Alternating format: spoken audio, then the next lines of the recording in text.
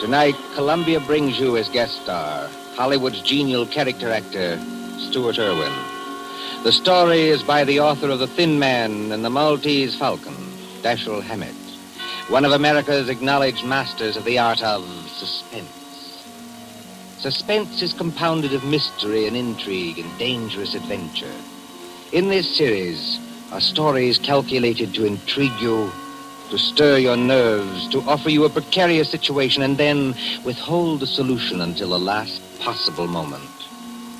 Tonight, for instance, Stuart Erwin plays for us a pleasant, easygoing assistant chief of police in a small town who, to everyone's surprise, was instrumental in solving a murder. We trust that with this tale we shall keep you in suspense. For Suspense tonight, CBS presents Stuart Erwin in Two Sharp Knives by Dashiel Hammet.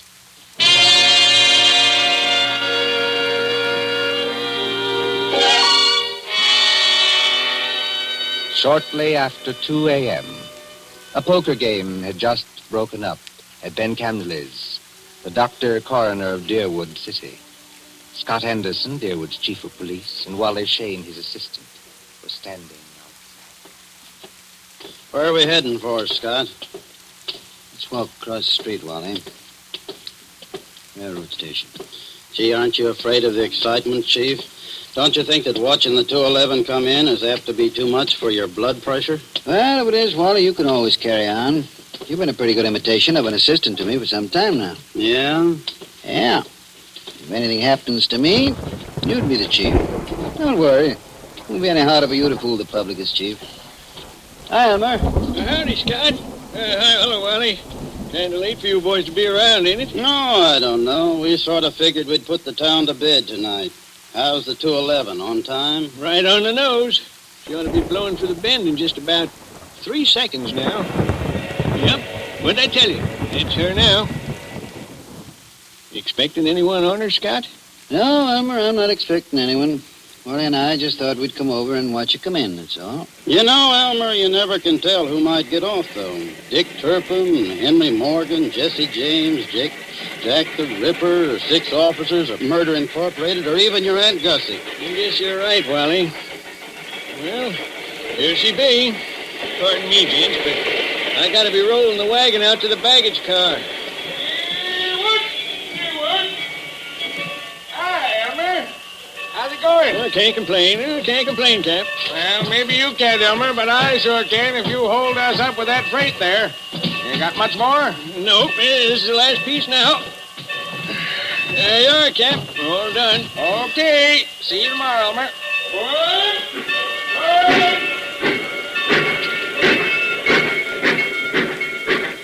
Hey, Scott, do you see what I see? I mean, do I see the man who just got off that train? The answer's yes. Well, he's a ringer for the guy we got a picture of. That is the guy. Well, then, what do we do now? We take him, Wally. My car's at the corner of the alley. But, Scott... We'll tail him up the street. Okay, Scott. There he goes now, over toward the taxi stand. Come on, let's follow him.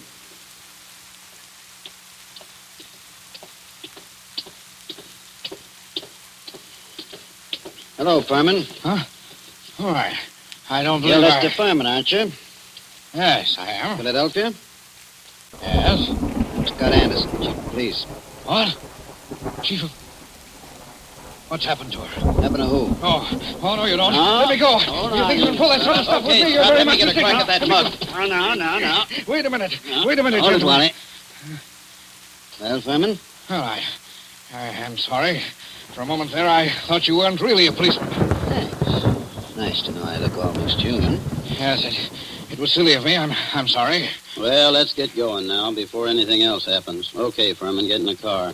I'll drive, Scott. In you go.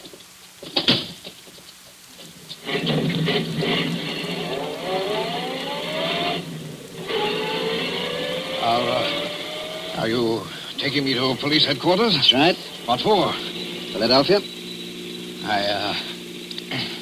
I don't think I understand. You understand that you're wanted in Philadelphia for murder, don't you? Murder? Why, that's ridiculous. Who told you that? Well, it's a cinch he didn't make it up. But wait, there must be Take some it easy mistake. now. Just wait till we get down to headquarters. And I'll show you what I mean.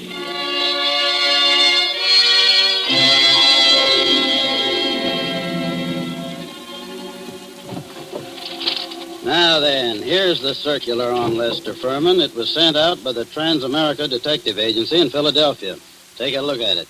Oh, $1,500 reward for the arrest and conviction of Lester Furman, alias Lloyd Fields, alias J.D. Carpenter, for the murder of Paul Frank Dunlap in Philadelphia on December 8th, 1942. Well, It's a lie. you're Furman, aren't you? Oh, yes, but... That's your picture on the circular, isn't it? Oh, yes, but I... Well, Scott, I see you and Wally got Furman, huh? Oh, hello, George. You lucky stiffs. Now you two split $1.50 reward. I never seen nothing like it. You know, if it ain't vacations in New York at the city's expense, it's reward dough. George, someday, if you don't remember you're the jailer around here, not the D.A., you're going to be wearing your teeth on the outside of your lips, and I'll be the guys who arrange them that way. Savvy? Just because you caught a guy who's hot in Philadelphia. It's a lie. It's a frame-up. You can't prove anything. There's nothing to prove. I never killed anybody. I won't be framed. Take it I won't be easy, framed. Furman. Take it easy. You're wasting your breath on us. Save it for the Philadelphia police. We're just holding you for them. But it's not the police. It's the TransAmerica Please Detective turn Agency. you over to the Philadelphia police. Mr. Anderson, well, then there's nothing I can do now. There's nothing any of us can do till morning. You'll have to search you now, then we won't bother you anymore till they come for you. But Wally, you look through his bag. I'll see what he's got in his pockets. Okay, Scott. Well, all he's got on him are some business cards, a few letters, $160, a book of checks in the Philadelphia bank, and a few odds and ends. What's with the bag, Wally? Not much. A couple of changes of clothes, some toilet articles, and... Oh, here's a .38. Loaded. Pretty little thing, isn't it? Okay, put those things in what I got in the vault. All right, George. You can take Furman now and lock him up. this is the most ridiculous Come thing along, darling, come on. We ain't had nobody in our little hoosegow for 3 days running.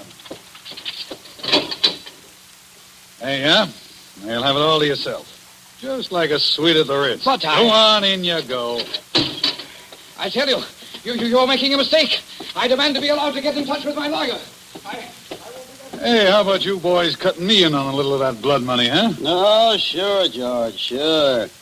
I'll forget all about that 2.5 you've been owing me for 3 months. Make Furman as comfortable as you can, George. Take good care of him. He's valuable, huh? Yeah, now, if it was some bum that didn't mean a nickel to you... George, any day now, I'm going to forget that your uncle is county chairman and throw you back in the gutter just to see how high you'll bounce. Remember that. Oh, Scott, I didn't mean nothing. That's all, George. Never mind the rest.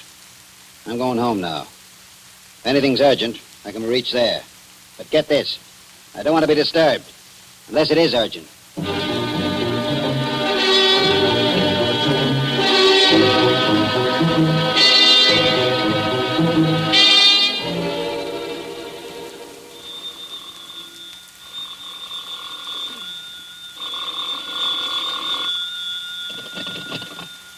Hello.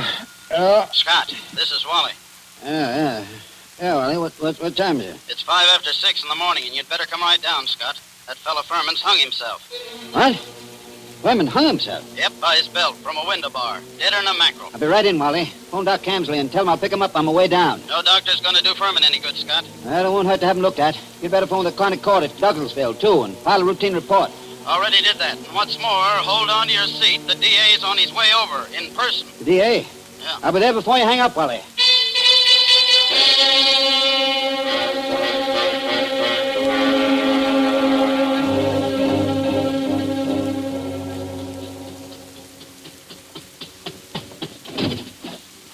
Come on in, Chief. Ted Carroll, the DA's here, and he's plenty hot under the collar. What's he burning about? Oh, he's just mad. Running up quite a phone bill on us, too. Been calling Philadelphia every couple of minutes since he got here. What kept you so long? I couldn't get the car started. Well, let's go in and see the old buzzard.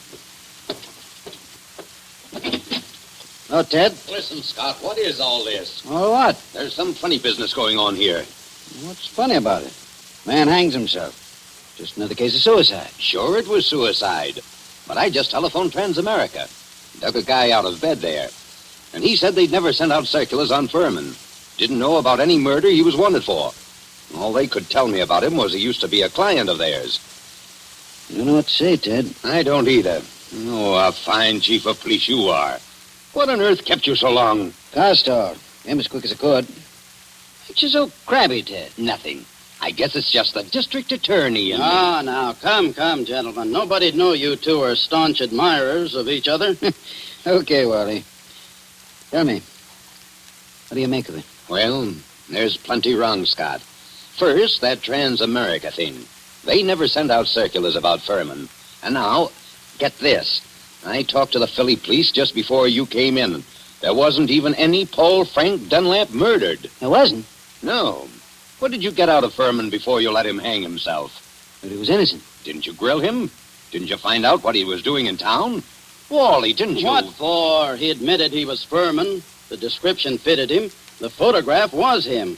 The TransAmerica Detective Agency is supposed to be on the level, ain't it? Philadelphia wanted Furman. We didn't. But Why, Scott... sure, Ted. If I'd have known he was going to hang himself. Yeah, but then if your aunt wore pants, he'd be your uncle. You said Furman had been a client of TransAmerica. They tell you what the job they did for him was? His wife left him a couple of years ago, and he had them hunting for her for 5 or 6 months. But they never found her. They're sending a man up here tonight to look things over. Yeah, huh? Yes. Mm-hmm. Well, I'm going out and grab a quick bite. But I might as well tell you, Scott, there's going to be trouble over this. I know that, Ted. There usually is when somebody dies in a jail cell.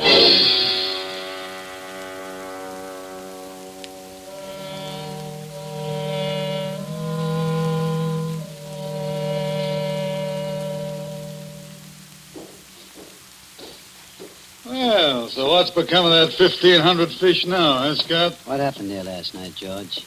Nothing. Furman hung himself. Did you find him? Uh-huh. Wally took a look in here to see how things was before he went off duty, and he found him. You're asleep, I suppose. Well, I was catching a nap, I guess, but everybody does that sometimes, Scott. Even Wally sometimes when he comes in off his beat between rounds. Yeah, but I always wake up when the phone rings or anything. Oh, sure. Well, suppose I had been awake. Can't hear a guy hanging himself, can you? Did Doc Campley say how long Furman had been dead? He done it about 5 o'clock, he said he guessed. Oh, you want to look at the remains, Scott? They're over at Fritz's undertaking parlor. Not now. Hey, and speaking of Furman, what are you going to tell the guys from TransAmerica when they show up here tonight?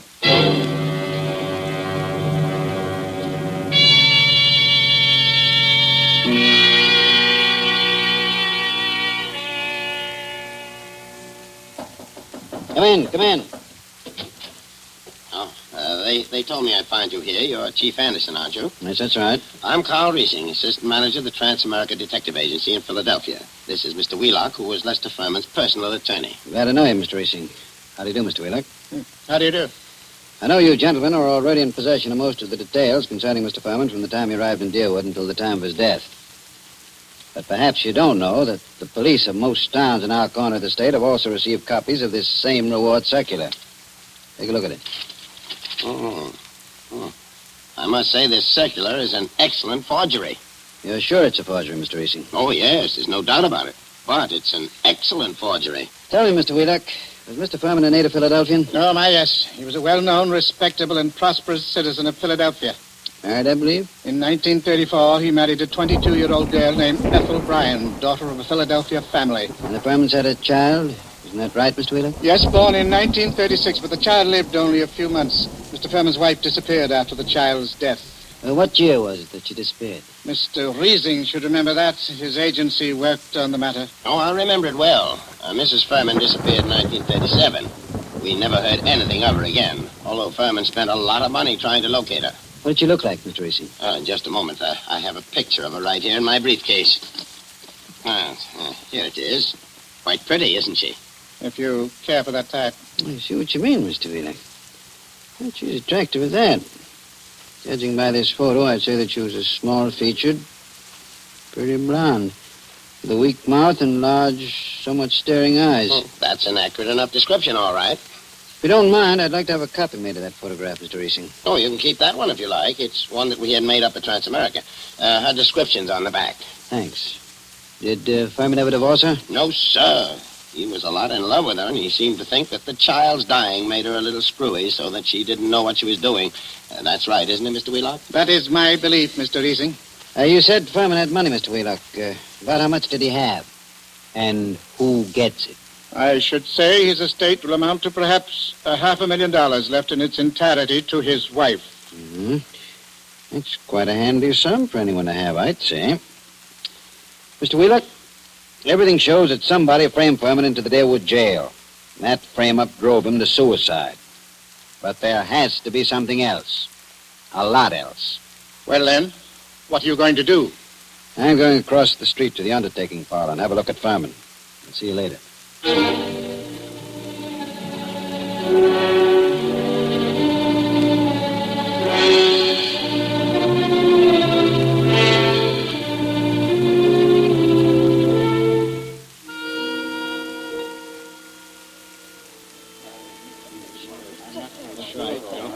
Oh, Doc. Hi, Scott. I figured you'd come over here to the undertaker's pretty soon. What's in your mind, Doc? Let's get out of this crowd. I want to tell you something. I just got rid of 2 guys in my office. Let's go back there. Suits me. 2 of those bruises showed, Scott. What bruises? Furman. Well, up under the hair, there were 2 bruises. Why didn't you tell me? I'm telling you now, Scott. You weren't here when I made my examination. This is the first time I've seen you since then. Why didn't you spill the stuff about Furman's bruises when you were testifying at the inquest, Ben? I'm a friend of yours. Do I want to put you on a spot where people can say you drove this champ to suicide by third-degreeing him too rough? You're nuts. How bad was Furman's head? Well, Scott, that didn't kill him, if that's what you mean. There's nothing the matter with his skull. Just a couple of bruises nobody'd notice, unless they parted the hair. I thought you ought to know, though. Well, thanks, Ben. Yes, who is it? This is Fritz, the undertaker. Listen, Scott, there's a couple of ladies over here that want to take a look at Furman. Is it all right? Who are they? I don't know them. Strangers. What do they want to see him for? I don't know. Wait a minute. Can't I please see him? Why do you want to see him? Well, I'm his wife. Furman's wife? Yes. Oh, certainly. I'll be right over. So long, Ben. I've got to go back to the undertaker's. So long, Scott.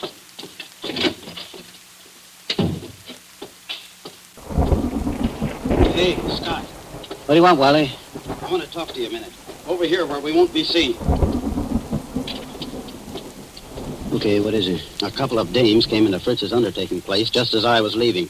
One of them's Hotshot Randall, a babe with a record as long as your arm. She's one of that mob you had me working on in New York last summer. She know you? Sure, but not by my right name. She thinks I'm a Detroit rum runner. I mean, did she recognize you just now? I don't think she saw me. Anyway, she didn't give me a tumble. You don't know the other one? No, she's a blonde, kind of pretty. Okay, Wally. Stick around a while, but stay out of sight. Maybe I'll be bringing these dolls back with me. Whatever you say, Chief.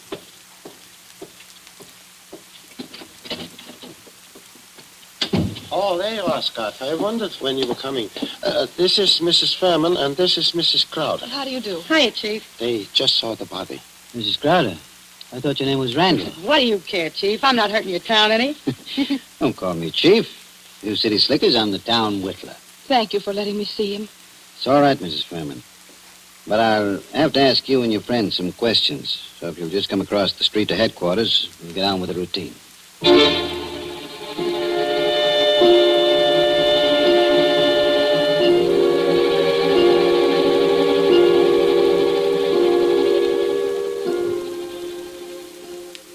Before I ask any questions, I want to tell you something. Mrs. Furman, your husband didn't commit suicide. He was murdered. Murdered? Ah, Chief, we got alibis. We were in New York, and we can prove it. And you're likely to get a chance to. What brought you down here, anyway? Murdered? Well, who's got a better right to come down here? She was still his wife, wasn't she? She's got a right to look out for her own interests, hasn't she? Mm-hmm. It reminds me of something. Excuse me a second. I've got to make a phone call in the next room.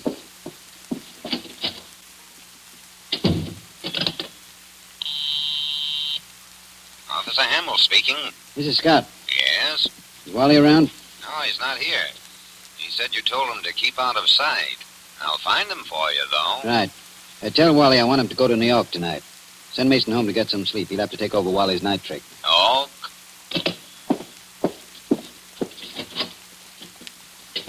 Mr. Anderson, do you think I had anything to do with with his death? I don't know, Mrs. Furman. I know he was killed. I also know he left you something like $500,000. Wow. Dollars? Dollars. All right, Chief. Let's stop clowning. The kid here didn't have a thing to do with whatever you think happened. No? No. We read about Lester Furman committing suicide in yesterday morning's paper, and about there being something funny about it. And I persuaded her she ought to come down to deal with Anderson, I wouldn't have done anything to hurt Lester. I left him because I wanted to leave him. I wouldn't have done anything to hurt him for money or anything else. Had I wanted money from him, I would only have had to ask him for it. That's the truth, Chief. For years I've been telling Ethel she was a chump not to tap him. But she never would. I wouldn't have hurt him. Why'd you leave him then? Oh, I don't know how to say it. The way we lived wasn't the way I wanted to live. I wanted... Oh, I don't know what. Anyway, after the baby died, I couldn't stand it anymore. Excuse me. Hello? Oh, yeah, Hammer? You gave Wally the message? Yes, I want him to go to New York tonight. Okay, where is he? Home? He is home, huh? Okay, thanks. This is, Furman. This circular that got your husband in the jail. Did you ever see that picture before? No. Why, that can't be. It's a snapshot I have. It's an enlargement of it. Who else has one? Nobody that I know of. I don't think anyone else could have one. You still got yours? Yes. Don't remember whether I've seen it recently. It's with some old papers and things. But I must have it. Well, Mrs. Furman, it's stuff like that that's got to be checked up. Neither of us can dodge it. Now, there's two ways we can play it. Yes? Mrs. Furman, I can hold you here on suspicion until I've had time to investigate things. Or I can send one of my men with you to check up in New York. Yes? I'm willing to do that if you'll speed things up by helping them all you can.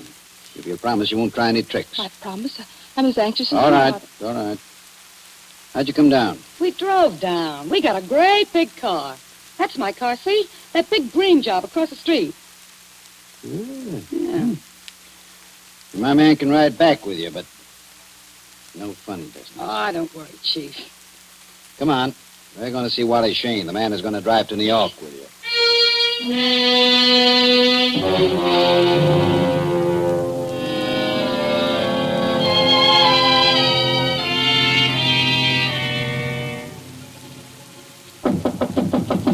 Wally? Who is it? Scott, Wally. Come in. Ladies first. Harry. Ethel. No, you don't. No use reaching with that gun, Wally. Already got you covered. I guess you win, Scott. Yeah, I guess I do. Come along back to headquarters with me like a good little boy. Wally, you're under arrest for murder.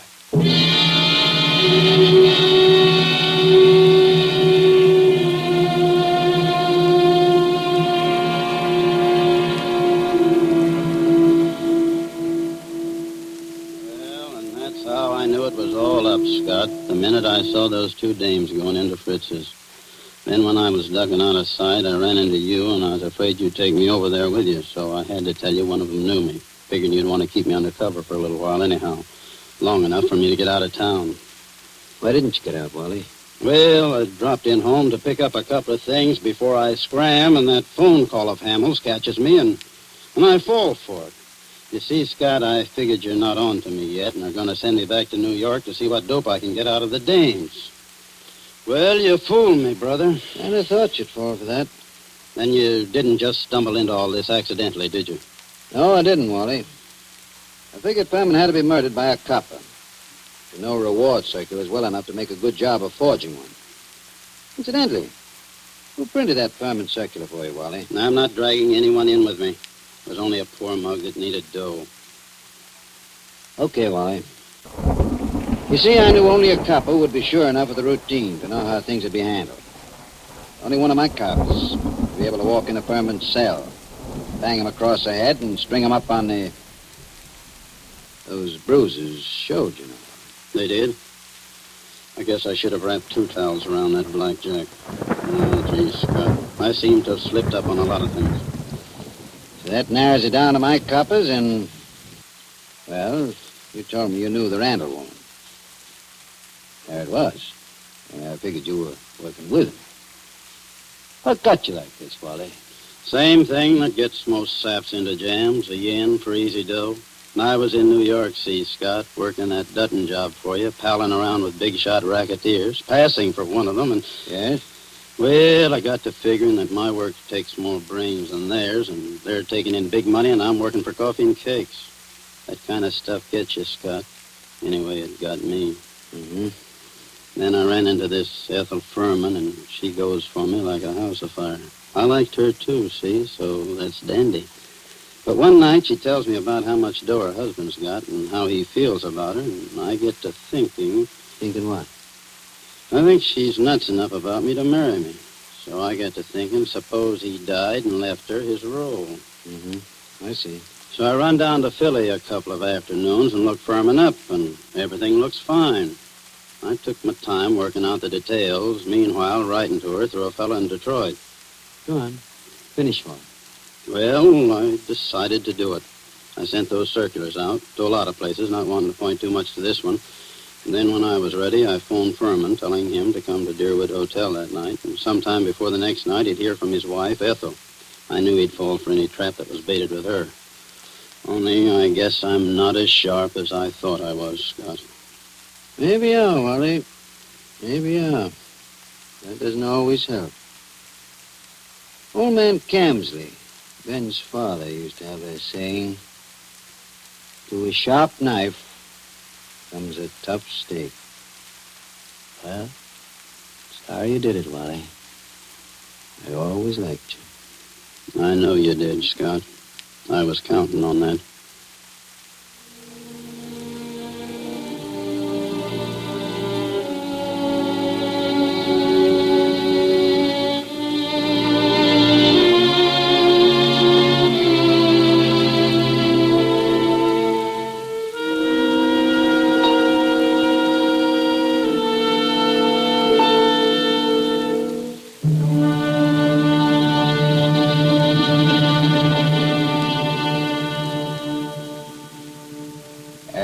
So ends Dashiel Hammet's 2 Sharp Knives, starring Stuart Erwin. Tonight's story of Suspense. Columbia presents these tales of mystery and intrigue and dangerous adventure for your relaxation and enjoyment.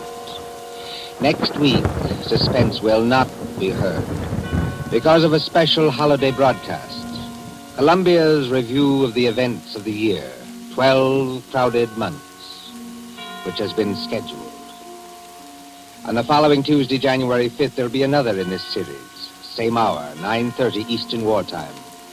William Spear, the producer, John Dietz, the director, and Bernard Herrmann, the composer-conductor, are collaborators on Suspense. This is the Columbia Broadcasting System.